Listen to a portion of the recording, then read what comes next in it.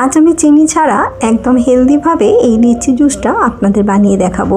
আর এটা খেতে হয়েছিল কিন্তু খুবই ভালো। গরমের দিনে ঠান্ডা ঠান্ডা এই জুস খেতে খুবই ভালো লাগবে।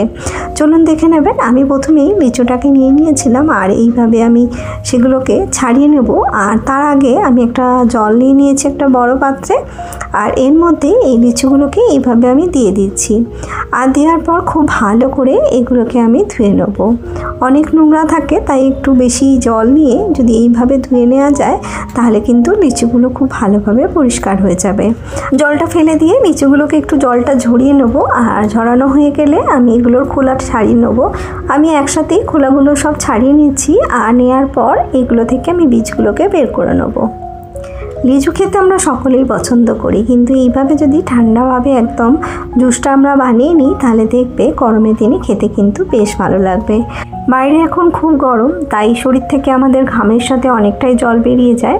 আর এইভাবে যদি জুস শরবত সব কিছু আমরা বানিয়ে ফ্রিজে রেখে দিই আর যদি বারে বারে খেতে থাকি তাহলে কিন্তু শরীরটা অনেক ঠান্ডা থাকে। তাই এইভাবে যদি তোমরা জুস বানিয়ে ফ্রিজের মধ্যে রেখে দাও তাহলেও কিন্তু বেশ ভালোভাবেই একদিন পুরো রয়ে যাবে। যখনই ইচ্ছা হবে বের করে কিন্তু খেয়ে নিতে পারবে। দেখো আমি বীজগুলোকে বের করে দিচ্ছি। আর বীজগুলো বের করা হয়ে গেলে এটা আমি মিক্সিং জারের মধ্যে দিয়ে দেবো। দেখো সব বীজ বের করে নিয়েছি। এবার একটা মিক্সার জারের মধ্যে আমি এগুলোকে দিয়ে দিচ্ছি।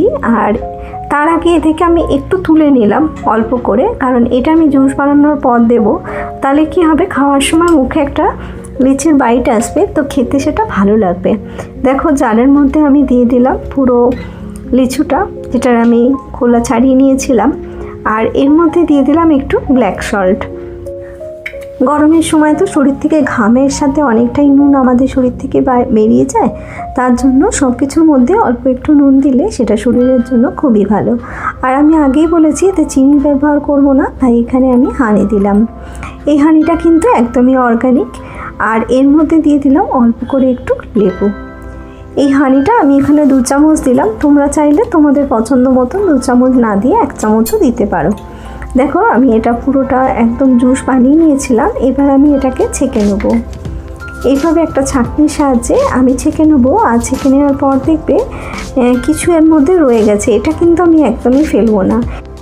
এটা আমি মিক্সার জারের মধ্যে দিয়ে দেবো। আর অল্প করে জল দিয়ে এটাকে আমি আবার একবার ঘুরিয়ে নিয়েছিলাম।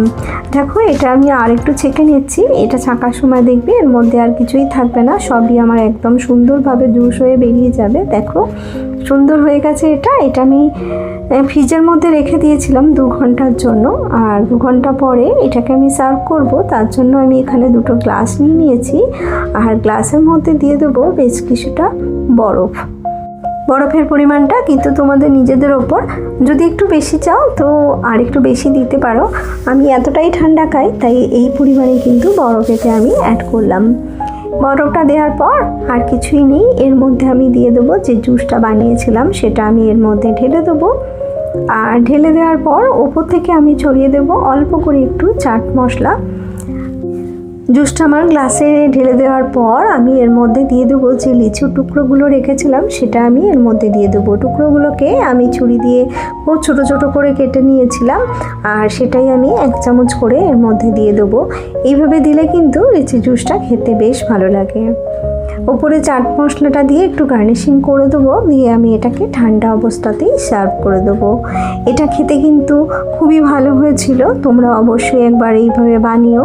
আর কেমন হলো আমাকে কমেন্ট করে জানাতে একদমই ভুলো না।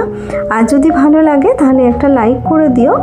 তোমাদের লাইক আর কমেন্ট আমাকে উৎসাহ দেয় নতুন রেসিপি বানাতে, তাই লাইক কমেন্ট করতে একদমই ভুলো না।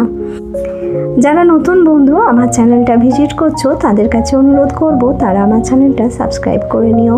আর যারা পুরনো বন্ধু সবসময় আমার পাশে থেকে আমাকে সাপোর্ট করছো তাদের জন্য রইল অনেক অনেক ভালোবাসা। দেখো আমার লিচির জুস কিন্তু একদম রেডি। এটা খেতে কিন্তু খুবই ভালো হয়েছিল। এটা বাচ্চারা যেমন খেতে পছন্দ করবে, যেমন আবার বড়দের জন্য এটা খুবই হেলদি। দেখতেই পেলে এতে আমি কোনো চিনির ব্যবহার করলাম না, তাই এটা শরীরের পক্ষে খুবই ভালো। বাজার থেকে জুস বা কোল্ড ড্রিঙ্কস না কিনে এনে এইভাবে আপনারা কিন্তু বাড়িতেই জুস বানিয়ে নিতে পারেন। এটা খেতে কিন্তু খুবই ভালো হয়। আমি আবারও চলে আসবো এরকমই নতুন কোনো রেসিপি নিয়ে আপনাদের সামনে। আপনারা ভালো থাকবেন, সুস্থ থাকবেন।